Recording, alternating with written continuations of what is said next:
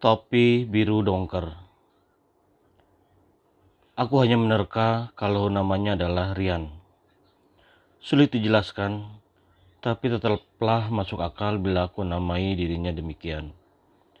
Topi lusuh berwarna biru dongker yang seakan jadi maskot tak tergantikan bagi perjalanan hidupnya adalah jawaban sementara atas tanya yang sering kulontarkan padanya. Bentangan waktu yang terlalu singkat tentulah pantas bila sampai hari ini kami tidak juga saling memahami. Hanya mengenalkan nama, dia begitu segan padaku. Walau demikian, kenyataan yang kurasakan pada akhirnya tidaklah mengecewakan. Kesan yang terlukis di hatiku tentangnya jauh dari kewajaran sebuah pertemuan sesingkat itu. Seperti sudah terjalin sebuah ikatan yang indah entah bernama apa. Pertama, kujumpai sosoknya pada tengah hari nan terik dengan mengenakan kaos dan celana belel yang dua-duanya berwarna coklat tanpa tutup kepala. Bersamaan dengan waktu kepulunganku dari sekolah, berdiri di antara deretan gerobak sampah, berkulit legam berbalut debu jalanan, berbaur dengan peluh beraroma kasturi, para penghuni kolong jembatan membuatnya terlihat sempurna. Sempurna sebagai penyandang kesusahan. Namun tidak dengan tatapan matanya. Senyumnya terlihat sangat elok. Tak ada kesedihan menggelayut raut wajahnya. Setiap hari, hampir setiap saat kutumi dia terdiam. Tak banyak kata yang disampaikan, tapi selalu mengakhiri kalimatnya dengan tawa renyah. Seperti waktu pertama bertemu, dia tak berubah. "Kakak mau pulang ya?"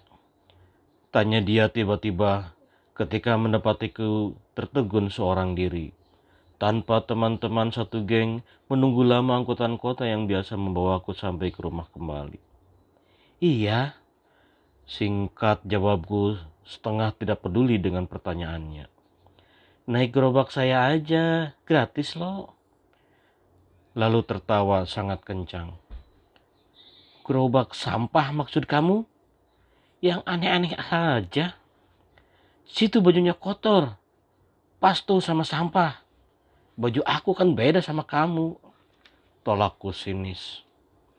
Pertemuan kedua dan selanjutnya ada sedikit yang berubah dari penampilannya.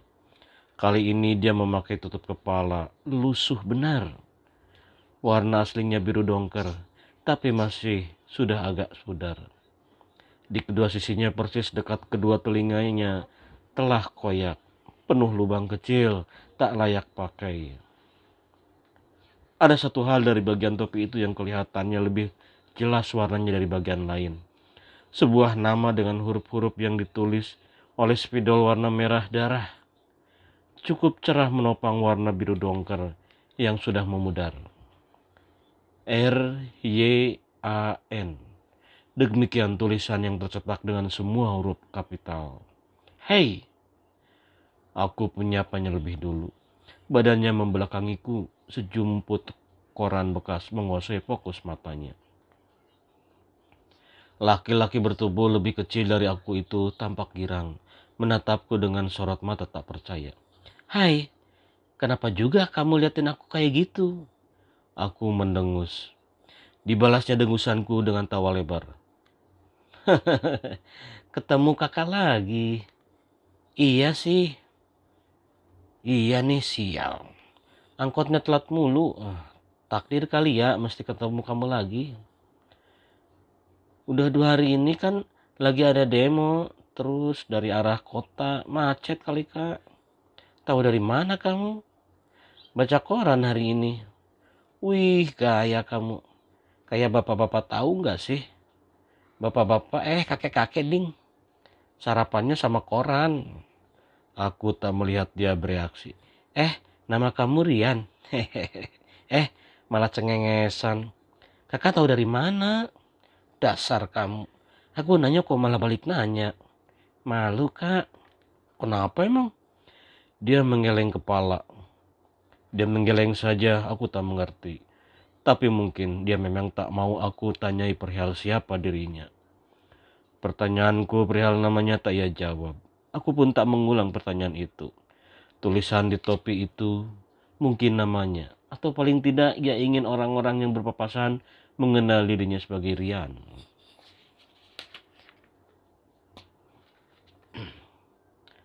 Pertemuan berikutnya, tadi sangka kami bertemu di tempat istimewa. Depan rumahku, tangannya merogoh sesuatu di dalam tong sampah, memungut beberapa koran bekas dan benda-benda lain sisa barang rumah tangga di rumahku. Ya elah kamu lagi. Seperti biasa dia terkejut lantas tertawa senang. Hehehe kakak. Tangan kecilnya menunjuk rumahku.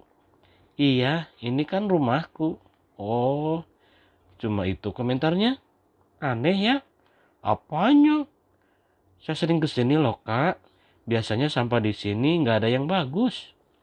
Kamu tuh ya, mana ada sampah yang bagus? Hari ini banyak sampah kertasnya, koran, majalah. Wow, bagus banget. Obrolan hari itu mengalir saja. Tiba-tiba aku merasa iba padanya, sekaligus mengaguminya diam-diam. Betapa capeknya dia berjalan sejauh itu, tapi tanpa mengeluh sedikit pun. Dari situ aku tahu banyak hal tentang dia yang ternyata adalah anak putus sekolah.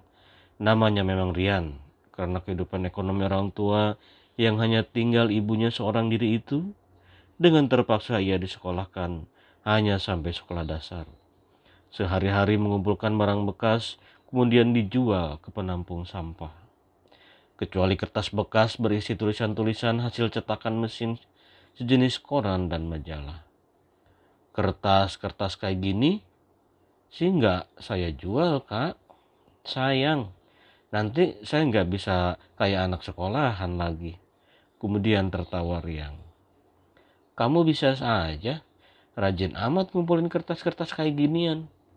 Kalau aku beli koran sampai banyak gitu sebab terpaksa. Soalnya di sekolah ada tugas mengarang dari guru bahasa Indonesia. Susah. Oh iya, responnya nampak antusias. Malahan saya suka pelajaran mengarang waktu masih sekolah dulu. Makanya sekarang juga saya masih suka nulis-nulis. Biar uang ibu nggak mubazir.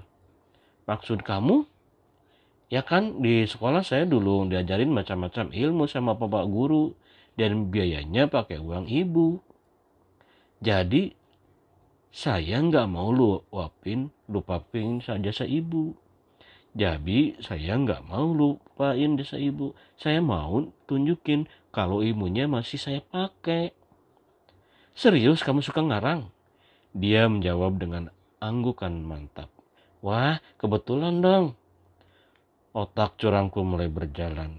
Lalu dengan rasa tidak bersalah, aku memintanya untuk menuliskan sebuah karangan agar tugas bahasa Indonesiaku berjalan lancar.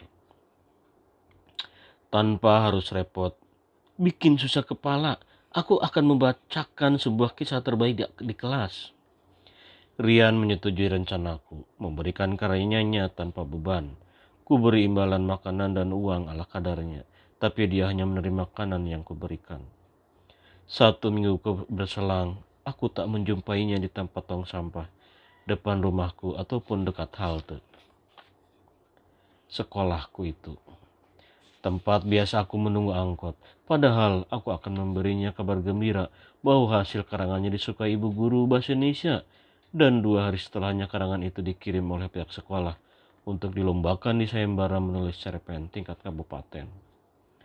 Berhari-hari aku menantinya, berharap bertemu dengannya segera. Entah di mana dia sekarang. Mungkinkah dia punya lahan baru? Aku menyesal kenapa dulu tak bertanya tentang tempat tinggalnya.